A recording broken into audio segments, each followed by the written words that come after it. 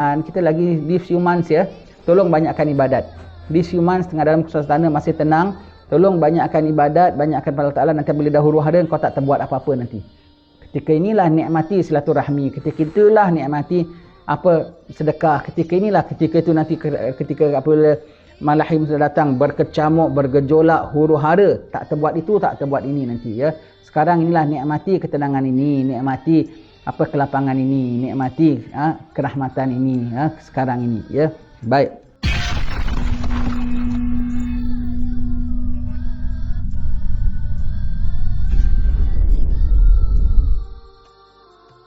Alhamdulillah rabbil alamin wa sallallahu wasallam ala sayyidina Muhammadin wa ala alihi wa sahbihi ajma'in. Alhamdulillah, bersyukur kepada Allah Ta'ala dengan segala nikmat dan karunia Allah Ta'ala dapat kita berhimpun pada pagi ini dalam majlis baca kitab kita. Semoga Allah Ta'ala ampunkan dosa kita, semoga Allah Ta'ala tetapkan iman kita. Kitab kita, kitab pelajaran Tauhid yang disusun oleh almarhum Al-Habib Abdullah bin Ahmad bin Ali bin Muhammad Al-Jufri, guru saya sejak dari kecil dahulu. Kitab Tauhid yang simple sekali, yang mengenalkan kita akan Allah Ta'ala, kebesaran Allah Ta'ala, sifat-sifat Allah Ta'ala dan perkara-perkara berhubung kait dengan rukun iman yang perlu kita ketahui. Sampai kita pada muka surat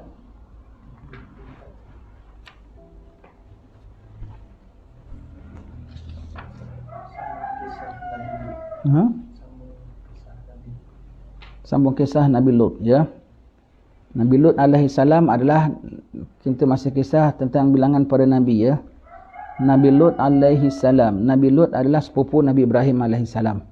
Sepupu Nabi Ibrahim alaihi salam. Negerinya pun tidak jauh ya, negerinya pun tidak jauh.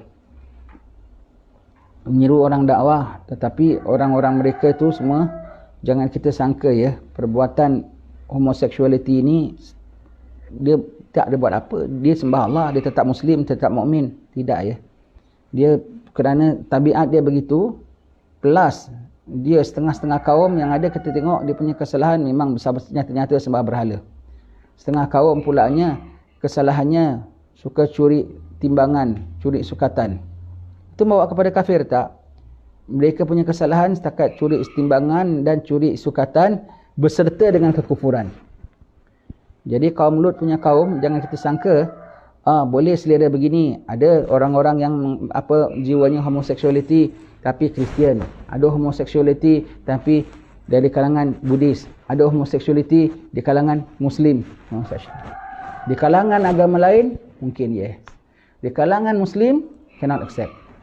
Di kalangan Muslim cannot accept. Bahkan itu dah kira dosa-dosa yang besar, yang mana dengannya itu akan membawa kepada seorang itu keluar daripada Islam.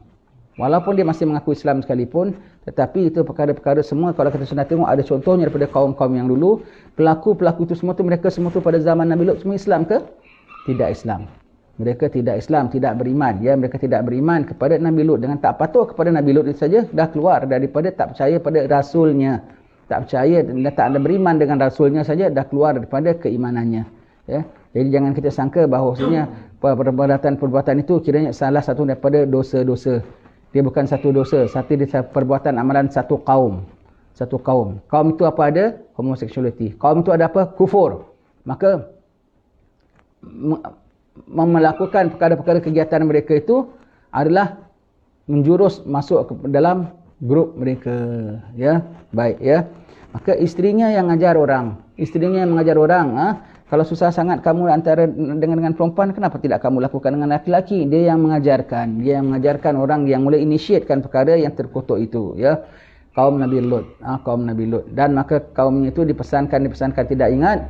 Maka datanglah, turunlah malaikat Jibril mencekup buminya itu. Dibawa naik sampai tinggi. Sampai jadi dia punya aliyah safilha. Yang tingginya, yang atasnya itu menjadi ke bawah. Iaitu sampai atas sekali. Sampai malaikat langit dengar bunyi anjing gonggong, dengar bunyi ayam kokok macam ayam kita. Semua dengan the whole land di bawah atas. Kemudian ditelungkupkan, dibenamkan ke bumi.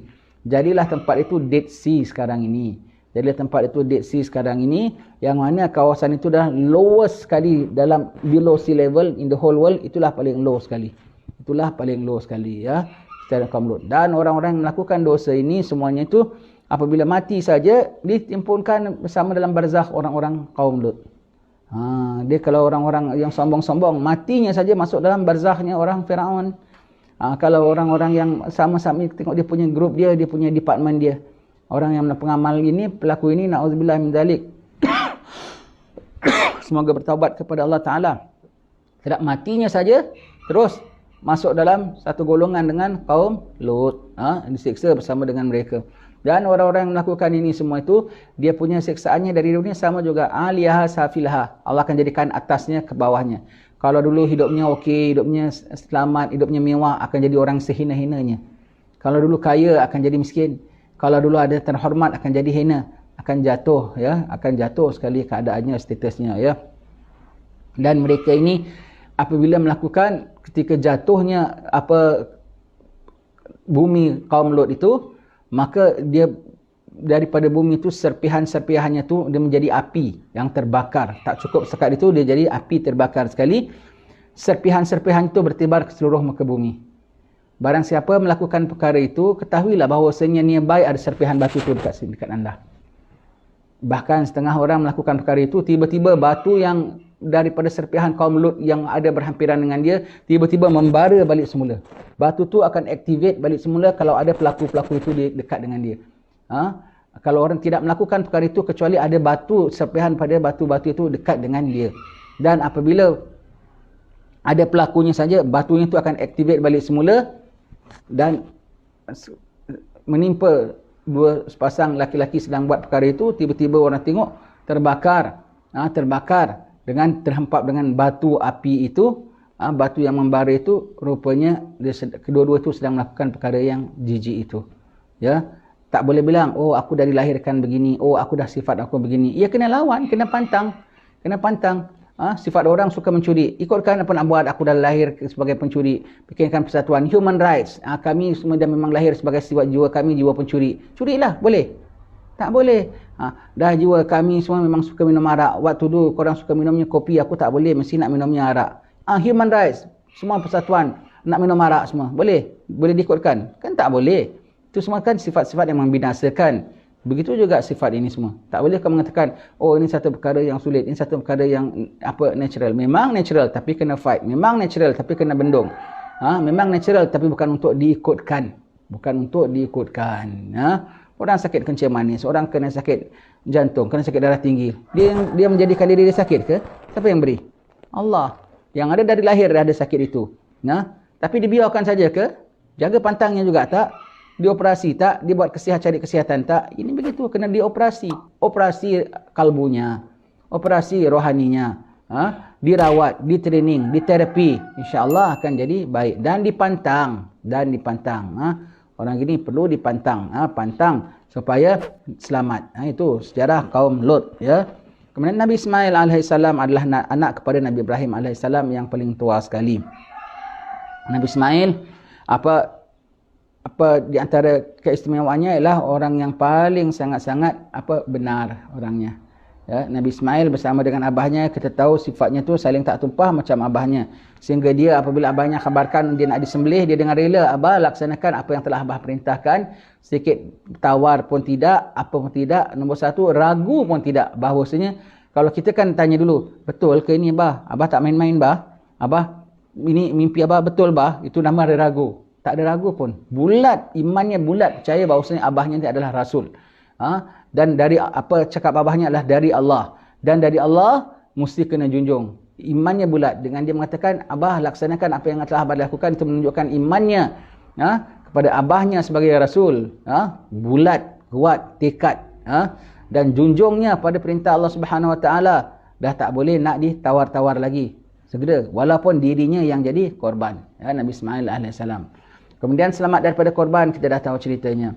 Kemudian bina Kaabah Baitullah tu yang kita tawaf sekarang tu adalah binaan Nabi Ibrahim dan Nabi Ismail. Binaan Nabi Ibrahim dan Nabi Ismail. Taat sekali, taat. Daripada Nabi Ismail inilah dia berkahwin dengan perempuan-perempuan Bani Jurhum. Lahirlah turunan daripada turunan dia ini Nabi kita baginda sallallahu alaihi wasallam. Ya, Nabi Ismail. Jadi bapa bagi orang-orang kaum Quraisy. Baik. Kemudian Nabi Ishaq. Nabi Ishaq, bahasa Yahudi ni dengan bahasa kita, bahasa Hebrew dengan bahasa kita, bahasa Arab kita, ada dia punya persamaan lah. Macam antara bahasa Jawa dengan bahasa Banjar. dengan bahasa Melayu. Kan ada persamaannya, certain words-nya still is the same. Bahasa Arab dengan bahasa Hebrew-nya pun begitu sama. Kalau kita bilang dhahaka yadhiku, ketawa, kita pakai dad, mereka pakai sin. Ishaq daripada idhaq, ketawa. Kenapa? Ketika maknya dikhabarkan bahawa Nabi Ibrahim dah tua, Siti Hajar dah dapat anak, Siti Sarah dah lost hope. Dia dah lost hope tak ada anak. Tiba-tiba malaikat datang bilang kau akan bunting. Dia ketawa, aku dah tua gini nak bunting. Dia ketawa. Jadi apa dia ketawa, maka apa anak tu dinamakan Ishaq daripada perkataan idhaq. Nabi Ishaq. Nabi Ishaq adalah apa anak Nabi Ibrahim daripada Siti Sarah. Daripada Nabi Ishaq lahirlah Nabi Ya'qub. Nabi Ya'qub ini Nabi Ya'qub daripada perkataan tapak tumit kaki, agib. Tumit kaki ya. Iaitu apa? Dia ketika nak keluar, dia ditumit oleh saudaranya. Ditendang oleh saudaranya. Dengan tumit kakinya. Kembar dia. Dia jadi Nabi Ya'qub. Dialah yang bergelar Israel. Dan segala anak cucunya adalah disebut sebagai Bani Israel, anak cucu Nabi Ya'qub. Dan Nabi Ya'qub ini menjadi dalil kalau kita bilang bapa Nabi mukmin, bapa Nabi Ibrahim mukmin. Apa dalilnya? Itulah daripada cakapan Nabi Ya'qub dalam Al-Quran. Nabi Ya'qub tanya kepada anak cucunya, selepas aku mati kamu sembah siapa? Maka anak-anaknya mengatakan, kami sembah Tuhanmu, Tuhan bapa Tuhanmu dan Tuhan bapa-bapamu Ibrahim, Ismail dan Ishak. Tuhan bapa-bapamu. Ibrahim bapa Nabi Ya'qub ke? Yainya. Ismail bapa Nabi Ya'qub ke? Waknya. Uncle-nya. Tapi disebut sebagai bapa-bapaknya. Maka dengan ini kita tahu bahawasanya Al-Quran kau sebut uncle dan atuk disebut perkataan bapa juga. Maka Nabi Ibrahim apabila disebut bapa dia tu yang sembah berhala, bapa dia jual sembah berhala, bukan bapa dia, adalah uncle dia. Maka apabila Nabi Muhammad ditanya orang, ya Rasulullah, bapa aku di mana? Bapa kau dalam neraka. Bapakmu di mana? Bapakmu dan bapa aku sama-sama dalam api neraka. Tu yang Wahabi dalil. Kalau gitu dia cari aja nak menerakakan bapa orang tau. Wahabi ni tak ada kerja, suka nak menerakakan orang. Kau buat ni bid'ah dalam meneraka. Kau bid'ah neraka. Tak ada orang lain nak masuk neraka kan, bapa Nabi pun dia nak nerakakan. Na'udzubillah. Dia macam suka tak masukkan orang dalam neraka ni. Tak senonoh PL dia ya. Allah. Jadi apa bapa Nabi dalam neraka? Nabi cakap. Kau tak boleh takwil ya? Kau tak faham ya? Buntu memang dia tak faham. Dia bilang Nabi dalam bapa dia neraka. Bapa Nabi pun sebut neraka, mak Nabi pun sebut dalam neraka. Cuba kita bilang bapa engkau neraka, mak engkau neraka. Apa dia rasa? Bapa Nabi dia bilang neraka. Itu yang Nabi bilang itu ialah pamannya Abu Lahab. Kenapa? Bapa Nabi sendiri, Sayyidina Abdullah, kerana ada hadis-hadis lain yang menunjukkan bahawasanya Nabi mengatakan Nabi lahir daripada suci dan beriman. Dan ayat Quran, innama yuridullahu liyudhiba ankum rijsa ahlal baiti wa yutahhirakum tathira. Semuanya itu menunjukkan Nabi lahir daripada tulang sulbi yang suci, masuk ke dalam rahim yang suci. Dan orang-orang musyrik tidak suci. Allah Ta'ala sebut innamal musyrikuna najasun. Orang-orang musyrik adalah najis. Tapi Nabi bilang aku lahir daripada tulang sulbi suci, masuk ke dalam rahim suci. Suci maknanya bersih. Bersih bermakna tidak kotor. Tidak kotor bermakna tidak kotor bermakna tidak ada kekufuran, masih tetap beriman ya. Jadi daripada Nabi Ya'qub, anak kepada Nabi Ya'qub, Nabi Yusuf kita sudah tahu, Nabi yang Allah Ta'ala berikan paling tampan sekali. Orang putih panggil nama dia Joseph. Joseph. Pada kita Nabi Yusuf yang terpaling handsome sekali. Mana handsome lagi? Nabi Yusuf kan Nabi Muhammad SAW. Adalah ketampanan Nabi Yusuf itu adalah separuh dia punya kepada Nabi Muhammad. Bermakna Nabi Muhammad as handsome as Nabi Yusuf. Betul? Tapi kenapa tak disebut Muhammad paling handsome? Muhammad paling handsome sampai orang, Nabi Yusuf orang terpotong tangan, Nabi Muhammad sampai orang terpotong gergaji ke umpamanya ya. Pisau. Kenapa tidak begitu? Kerana sifat Nabi Muhammad yang menjadi sifat outstandingnya bukan ketampanannya. Sifat outstandingnya ialah apa? Akhlaknya. Sifat outstandingnya ialah akhlaknya ya. Akhlaknya Nabi Muhammad. Sebab itu Nabi Muhammad ya, Nabi kita Muhammad sallallahu alaihi wasallam. Kemudian di bawahnya semua tu adalah Nabi Ayub. Nabi Ayub diuji Allah Ta'ala dengan sakit. Lama dia punya sakit sampai kurus kering. Tapi kita bilang ya, kita akan baca nanti sifat-sifat Nabi. Sifat harus bagi Nabi ialah berkahwin, makan, minum, hidup dan mati, dan ditimpa sakit. Tetapi segala apa yang mereka dapat itu tidaklah seperti kita, tidak sampai sakit yang membawa aib, tidak sampai sakit yang membawa orang jijik kepadanya. Jadi kalau kita cerita bahawa Nabi Ayub sakit tu sampai ada ulat kat kaki dia, sampai begitu begini semua, kena hati-hati. Kadang-kadang cerita tu adalah exaggerated daripada cerita Israiliyat. Jadi kita kena hati-hati. Memang dia sakit, memang sampai isterinya lari, memang sampai anak-anaknya semua mati, memang betul. Tapi tak sampai orang jijik. Kerana dia seorang Nabi dan Rasul, Allah Ta'ala pelihara kemuliaannya. Allah Ta'ala pelihara kemuliaannya. Maka Nabi Ayub dah sakit sangat begitu. Maka isterinya bilang, wahai Nabi Ayub, kau doalah kepada Allah biar kau sembuh. Maka dia tanya isterinya, aku dah sakit berapa lama ya? Isterinya bilang, dah setahun. Dah setahun? Umur aku berapa sekarang? 80. 80 tahun aku dah sihat. Baru 1 tahun Allah kasih sakit. Aku nak minta suruh tukar. Malu aku dengan Tuhan. Tanggung sakitnya. Saya pernah pergi makam Nabi Ayub di Oman. Dalam perjalanan kita nak pergi Hadramaut, singgah Oman, transit. Maka ziarah makamnya atas bukit. Tempatnya sekarang aja dah rasanya macam kita masuk tu rasa macam zaman dahulu. Atas bukit, sejuk, very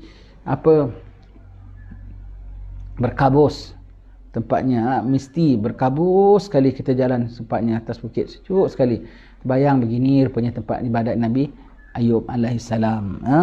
Kemudian lepas tu Nabi Shu'aib adalah bapa mertua kepada Nabi Musa alaihissalam. Dia yang orang yang bersama dengan dia ialah kaumnya ialah kaum Madian. Kaum Madian ni datang daripada mana asal-asalnya?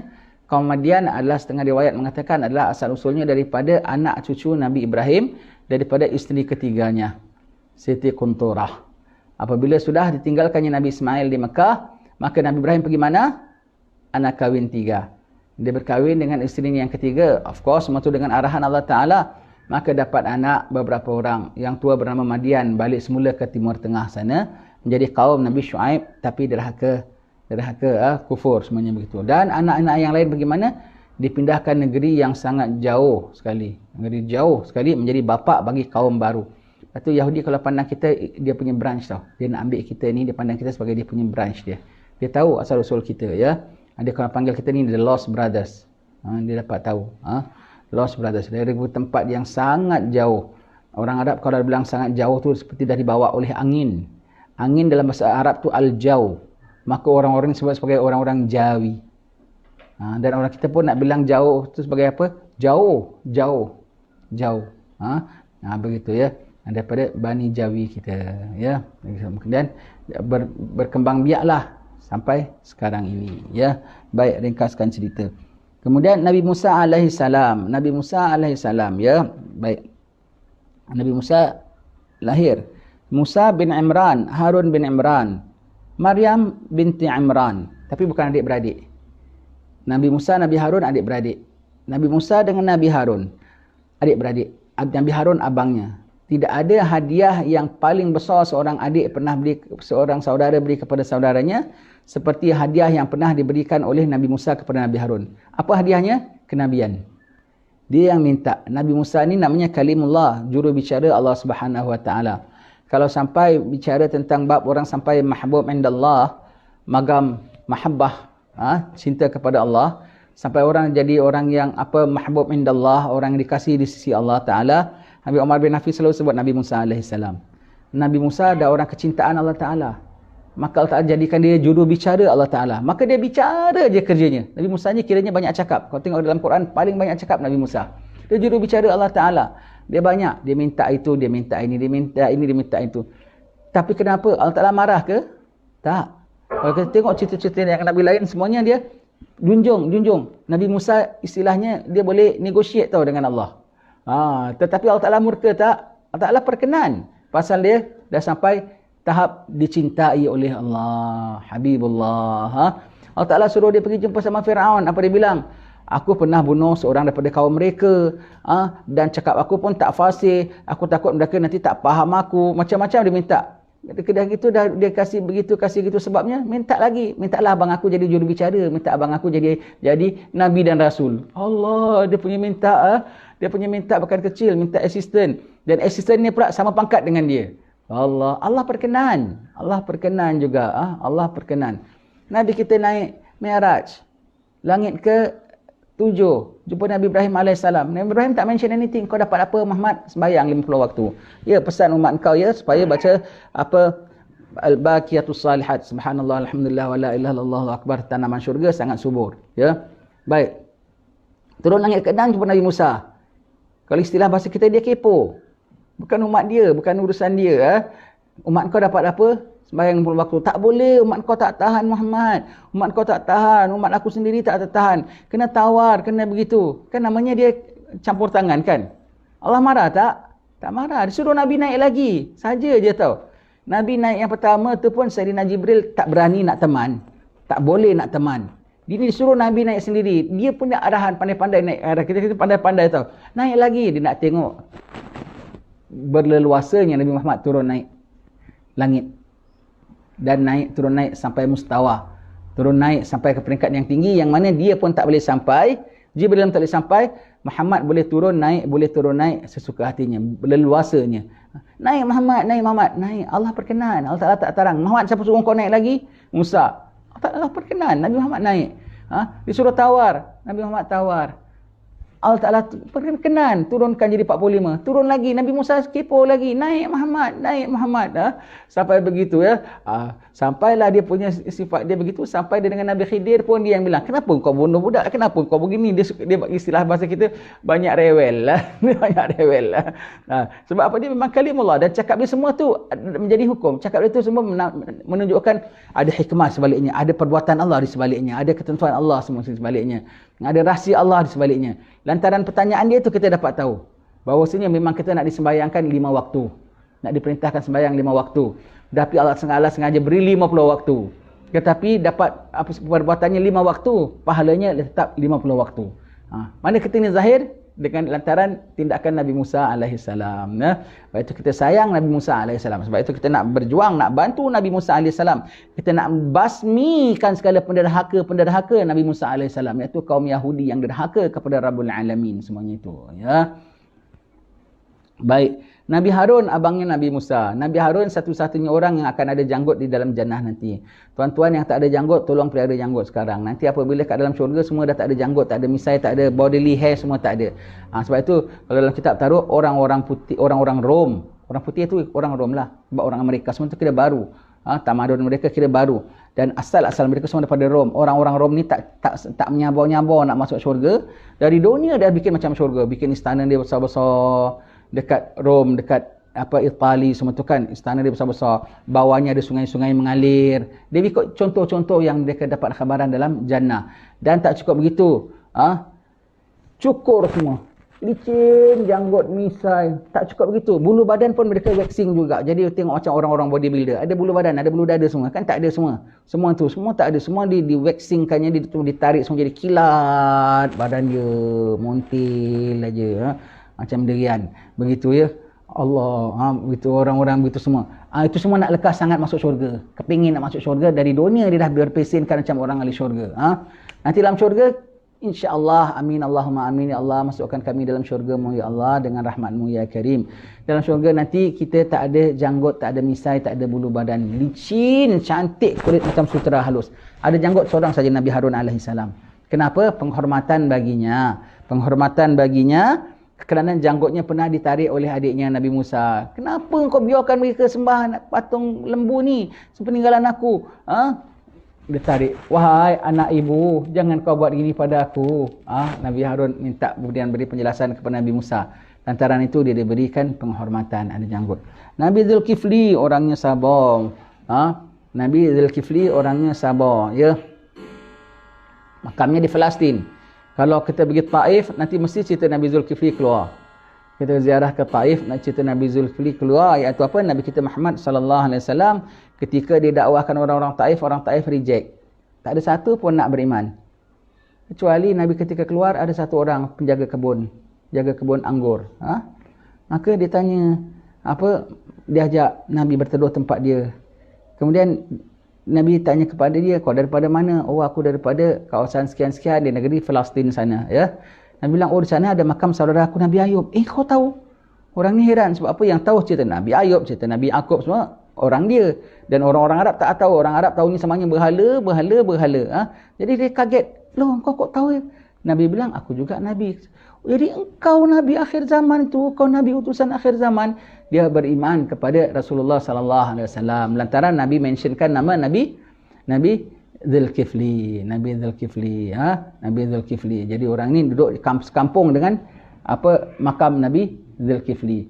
Maka dia tahu apabila Nabi ceribut, semua dia bilang betul. Dan dia tahu ni tak tahu gini kecuali Nabi dan Rasul. Pada zaman dulu diorang tak share knowledge, diorang tak belajar. Yang kata tak baca buku kaum lain. Kaum dia pun sendiri tak ada buku, tak tahu baca pun. Jadi Nabi Muhammad, Nabi Dzulkifli.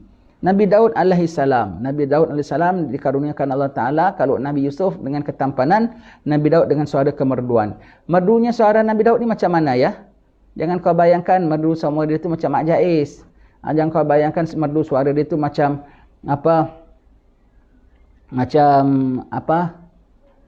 Engelbert Humperdinck. Bukan. Jangan kau bayangkan suara dia tu merdu yang mempesonakan. Dia punya suara dia merdu yang boleh membuat kau dengar sampai mati. Dia kalau kita boleh baca tentang kalau bab khauf, sifat takut kepada Allah, akan keluar contohnya ialah di antara orang yang paling takut kepada Allah ialah Nabi Daud alaihissalam. Dia kalau nak baca Taurat dia, nak baca khutbah dia, nak mendengarkan Taurat dia, maka dia sudah bikinkan satu mimbar.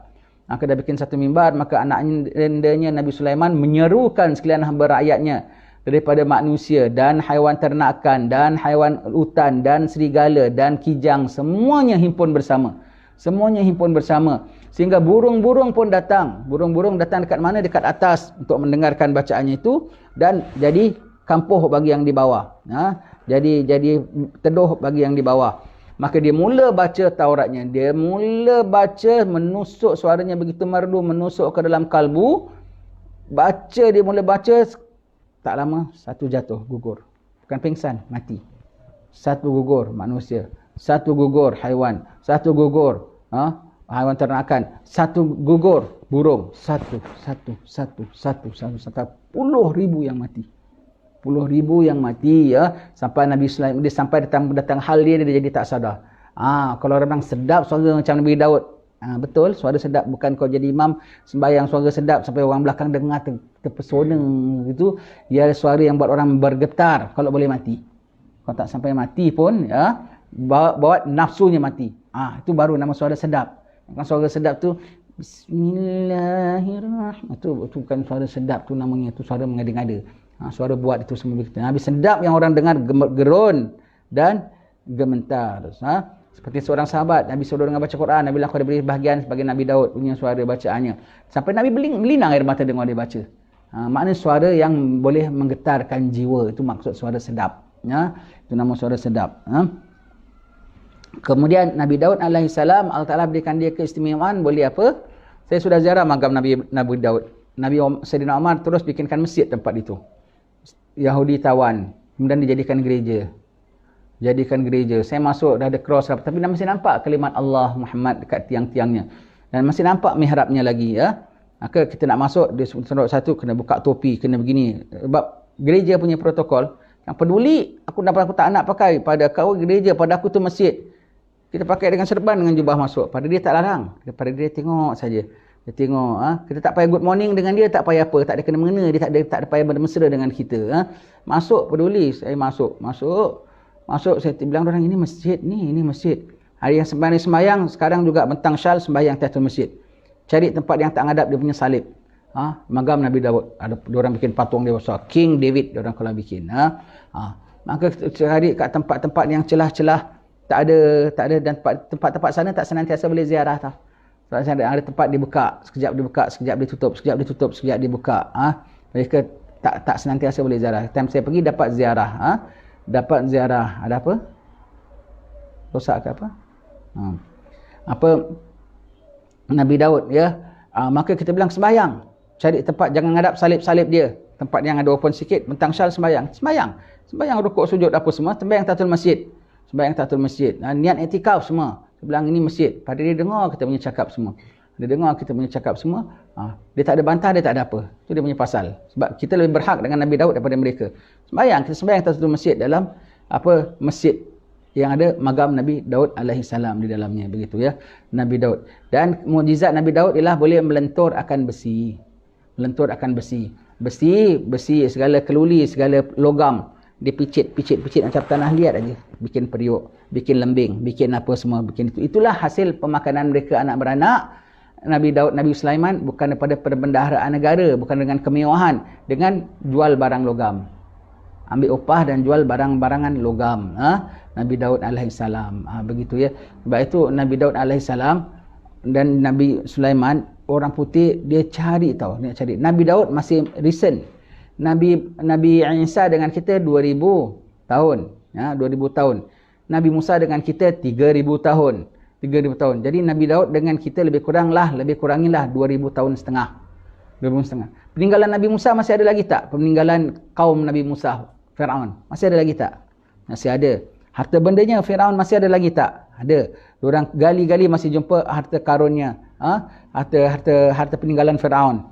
Jadi orang-orang Nasrani ni, orang Yahudi nak cari peninggalan Nabi Daud alaihissalam. Sebab dia bilang Nabi Sulaiman kerajaannya tu yang raja yang boleh mentadbir antara barat dengan timur. Ya. Pertama Al-Qarnain, Iskandar Al-Qarnain. Kedua Nabi Sulaiman alaihissalam, anak Nabi Daud. Nabi Sulaiman minta, ya Allah jangan kau beri kerajaan ini kepada yang lain selepas aku. Sebab yang lain tak boleh handle. Yang tak boleh handle. Britain try nak jadi conquer the world. Tak dapat. Berebut juga dengan France. Dia conquer sana, dia conquer sini. Last empire jatuh juga. Komunis try. Jepun pun try nak conquer the world. Pun jatuh juga. Komunis pun try, pun jatuh juga. Nanti akhir zaman dia nak try lagi sekali. Dia rasa dia dapat, ketika dia dapat dia jatuh. Sirih naik junjung patah. Dia jatuh ya. Sebab apa? Nabi Sulaiman the only last one yang dapat begitu ya. Maka mereka nak cari dapat the Solomon's mind. Dia tahu kalau dah dia raja besar gitu, sudah tentu istana dia besar, singgasana dia daripada emas dan begitu dan begini. Mereka cakap macam-macam tau. Tapi mereka nak cari istana dia tak jumpa. Mana nak jumpa? Mana dia? Istana Firaun ada. Ini raja paling besar. Mana istana dia, kesan dia? Mereka korek sana, korek sini tak jumpa. Kau jangan tak tahu. Nabi kita Muhammad, yang orang Islam yang mengetahui segala ceritanya dan rahsianya. Nabi kita Muhammad ceritakan Nabi Sulaiman, ya, anak Nabi Daud, begitu raja yang tadbirannya tu segala jin pun di bawah dia, angin pun di bawah dia. Nabi Sulaiman kalau nak makan cari orang miskin. Duduk ngelesot di lantai, duduk bawah. Nanti dia bilang apa? Dia bilang orang miskin, makannya dengan orang miskin. Nabi Sulaiman, raja. Itu that kind of raja. Mana kau nak cari istana dia? Tak semestinya yang nama raja tu duduk dalam istana. Tak mestinya raja senantiasa bersemayam atas singgahsana. Namun yang nama raja, akhlaknya sempurna. Tanggungjawabnya tak rela orang merana di sini dan di sana. Yang nama raja, pelihara orang bawahnya daripada orang-orang durjana. Itulah namanya raja. Itulah namanya raja. Dan Nabi Sulaiman raja yang seumpama begitu. Bukan raja dengan bermewah-mewah. Sebab itu mereka cari istana Nabi Sulaiman. Cari tak jumpa. Memang tak ada. Sebab Nabi Sulaiman bukan dengan istana-istana besar gitu. Contoh yang seumpama ni siapa? Rasulullah. Ada istana tak? Rasulullah mentadbir tak? Lebih daripada raja Rasulullah. Sayyidina Umar, Sayyidina Abu Bakar, ada istana tak? Tak ada. Tapi lebih daripada raja tak? Lebih daripada raja. Ya, kalau dah sahabat saja tak ada, ini kan pula Nabi-Nabi dan Rasul-Rasul. Nabi ada sebut, ulama ummati ka'ambiya Bani Israel. Ulama umatku seperti Nabi Bani Israel. Hadis lain Nabi sebut, ulama ummati khairun min ambiya Bani Israel. Ya. Yang hadis mengatakan ulama aku seperti lebih baik daripada ambiya Bani Israel, itu lebih kuat lagi hadisnya. Dua-dua boleh pakai. Apa maksud ni ambiya Bani Israel ni? Ambiya Bani Israel yang kita sebut ni apa? Nabi Yusuf, Nabi Ayub, Nabi Shu'aib, Nabi Musa, Nabi Harun, Nabi Zulkifli, semuanya tu, Nabi Daud, Nabi Sulaiman, semua ambiya Bani Israel. Nabi mengatakan ulama umatku seperti Nabi Bani Israel. Setengah hadis Nabi mengatakan ulama umatku lebih utama daripada ambiya Bani Israel. Sepertinya macam mana? Dia ada mukjizat, dia ada karamah. Akan-akan. Sebab itu kalau ambiya Bani Israel, nabinya Nabi Sulaiman boleh terbang, aulia kita pun ada yang boleh terbang.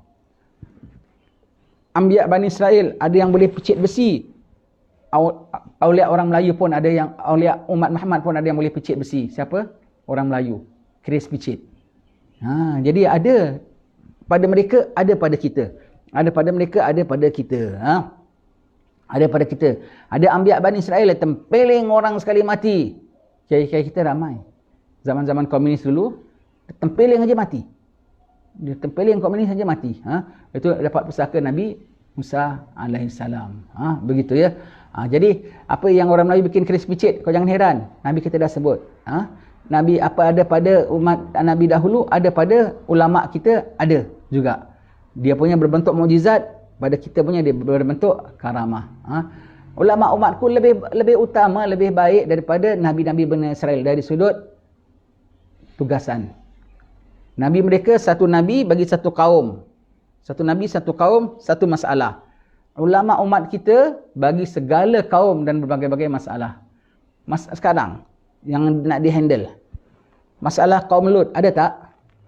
Masalah kaum Nabi Musa, degil-degilnya, ada tak?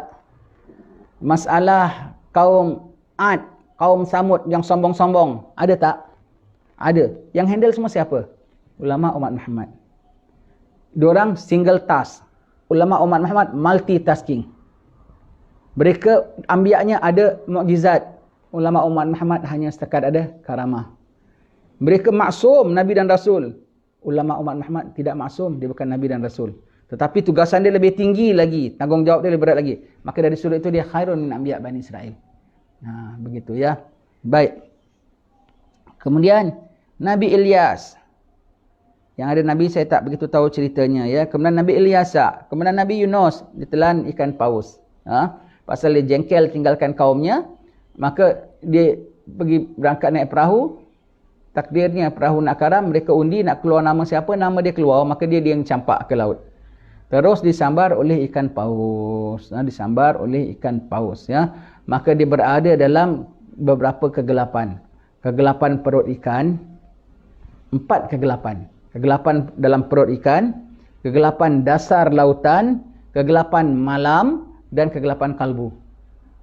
Maka yang menerangkan dia 40 hari dalam perut ikan paus, maka dia baca apa? La ilaha illa anta subhanaka inni kuntu minaz zalimin. Jadikan cogan kata kita itu. Tiada Tuhan melainkanmu ya Allah, maha suci engkau ya Allah, aku yang menzalimi diriku. Inni kuntu minaz zalimin. Dia banyak baca itu, maka Allah Ta'ala lepaskan dia. Kalau tidak, sampai yaumil kiamah dalam perut ikan dia. Nabi Yunus alaihissalam. Kemudian Nabi Zakaria. Nabi Zakaria ni siapa? Nabi Zakaria adalah pangkatnya paman kepada Siti Maryam. Bunda Siti Maryam namanya Hana. Bunda Siti Maryam. Hana dengan isteri Nabi Zakaria adik-beradik. Jadi Nabi Zakaria pangkatnya paman dengan Siti Maryam. Jaga. Jaga. Nabi Zakaria seorang Nabi yang bertawasul dengan seorang waliyah. Dia yang jaga Siti Maryam. Kenapa dia jaga Siti Maryam? Siti Maryam lahir, maknya bernazar. Siti Maryam maknya lahir, dia sebelum lahir maknya nazar. Ya Allah, sebab itu kita bilang dia minta maaf ya. Kita kadang-kadang kita duduk-duduk dengan setengah-setengah orang sahabat, kita dengar, oh anak you kat mana? Anak I tengah ambil PhD, dia tengah begini. Oh anak I pula sekarang dia jadi CEO company ni. Oh anak I pula begitu, dia pursue ini dan itu. Aku dengar saja, sayang. Tak ada satu pakcik-pakcik ni yang aku dengar yang ada berwawasan tinggi terhadap anak-anaknya. Kesian anak-anaknya cerdik-cerdik. Hanya bapaknya punya cita-cita setakat anak jadi lawyer, doktor, engineer itu saja. Setakat itu ajalah dia jadi. Cuba aku tak dengar satu yang sebut, oh anak I dah jadi noja. Itu satu pekerjaan yang dalam Quran ada sebut. Maknya Siti Maryam bercita-cita bernazar anak dia kalau lahir nak jadikan noja Masjidil Aqsa. Satu kerja. Dia tak ada sebut anak I nak jadi doktor, anak I nak jadi prof, anak I tak ada. Anak I nak jadi noja. Kerana ibu dia dah nazar, lahir anak perempuan pun Allah Ta'ala terima jadi noja. Siti Maryam tu noja Masjidil Aqsa. Jaga Masjidil Aqsa. Bersihkan, tak ada orang dia keluarkan. Begitu. Maka Nabi Zakaria yang jaga dia, yang tanggung dia, yang apa semua. Sampai satu masa Nabi Zakaria tengok Siti Maryam masih budak lagi. Masuk tempat dia ada makanan musim panas pada musim sejuk. Ada musim sejuk pada musim panas. Derian kita tu pun kadang-kadang tak ada musim pun ada juga yang keluar. Kau kadang-kadang tengah tak ada juga. Durian Belanda tu pun kau cari tak ada musim, tak ada sebiji pun. Begitu. Ini tengah tak musim boleh ada. Dan musim panas punya buah ada musim sejuk. Dia tanya, mana kau dapat? Tuhan yang beri. Dia tahu ini budak spesial. Kahunalika da'a Zakaria rabbah. Di situ mana? Di sisi Siti Maryam. Siti Maryam siapa? Waliyah. Nabi Zakaria siapa? Rasul. Dia doa di situ, maka Allah Ta'ala sebut, Rabbi habli min ladunka zuriyatan tayyibah innaka sami'ud du'a. Ya Allah, berikan aku satu zuriat yang baik, sungguhnya kau maha mendengar akan doa. Tak lama mengandung isteri dia, sedangkan dia dalam keadaan dah tua sekali. Dapat anak Nabi Yahya. Dan Nabi Zakaria inilah yang diberi penghormatan oleh Allah Ta'ala yaumil akhir nanti untuk menyembelih al-maut. Semua orang syurga dalam syurga, orang neraka dalam neraka, maka Allah Ta'ala panggil semua keluar. Panggil semua keluar dan semua di pintu syurga, pintu neraka. Orang syurga berdebar, kenapa panggil keluar balik? Orang neraka seronok, ada apa nak isap balik ke, nak keluar ke? Tak ada mana. Kat tepi pintu aja. Allah Ta'ala panggil al-maut. Dijadikan seperti kambing, diletakkan di tengah-tengah antara syurga dengan neraka. Semua tengok. Kamu kenal ini? Semua kita akan mengatakan, kami kenal. Ketika itu kita semua pernah mati. Ketika itu kita semua pernah mati. Kita lagi di few months ya. Tolong banyakkan ibadat. Di few months tengah dalam suasana masih tenang. Tolong banyakkan ibadat, banyakkan Allah Ta'ala. Nanti boleh dah huru-hara, kau tak terbuat apa-apa nanti. Ketika inilah nikmati silaturahmi. Ketika itulah nikmati sedekah. Ketika itu nanti ketika apabila malahim sudah datang, berkecamuk, bergejolak, huru-hara, tak terbuat itu, tak terbuat ini nanti ya. Sekarang inilah nikmati ketenangan ini, nikmati kelapangan ini, nikmati kerahmatan ini sekarang ini ya. Baik ya. Nanti ketika itu kita semua dah mati dan kita akan mengatakan, kenal ya Allah, kenal siapa tu? Al-maut. Semua pernah berjumpa dengan al-maut. Maka kita kenal, pada ketika itu kita semua kenal al-maut. Maka Allah Ta'ala perintah Nabi Zakaria diberi penghormatan untuk sembelih al-maut. Kenapa Nabi Zakaria? Sebab dia mati disembelih. Bukan disembelih, dia gergaji. Dia lari daripada orang Yahudi, maka pokok buka, dia masuk dalam pokok, gamis dia tekak kat luar. Orang tahu ini ada mukjizat dia masuk dalam pokok. Maka orang belah itu pokok, bukan mereka kerat, mereka belah. Gergaji. Dengan dia yang sekali tergergaji, Nabi Zakaria. Maka penghormatan untuk dia yang akan nanti gergaji, dia yang akan sembelih al-maut. Dia mengalami kematian yang sungguh dahsyat sekali ya. Perjuangan nabi-nabi dan rasul ya. Begitu Nabi Zakaria. Anaknya Nabi Yahya. Nabi Yahya adalah kiranya sebagai pembantu kepada Nabi Isa alaihissalam. Kiranya pak saudara sepupu dengan Nabi, sebab Nabi Yahya itu adalah sepupu dengan Siti Maryam. Sepupu dengan Siti Maryam. Tapi Nabi Yahya support Nabi Isa alaihissalam ya. Dan penghabisan sekali ialah Nabi kita Muhammad sallallahu alaihi wasallam, penghulu segala makhluk Allah Subhanahu wa taala, termulia, yang terkasih dan teragung, yang cakapnya adalah benar dan janji-janjinya semuanya itu akan berlaku ya. Baik. Di antara mereka itu ada 5 Rasul Ulul Azmi yang berpangkat Ulul Azmi ya, punya keazaman dan kesabaran yang banyak. Mereka itu ialah Nabi Muhammad sallallahu alaihi wasallam, Nabi Ibrahim alaihi salam, Nabi Musa alaihi salam, Nabi Isa alaihi salam dan Nabi Nuh alaihi salam.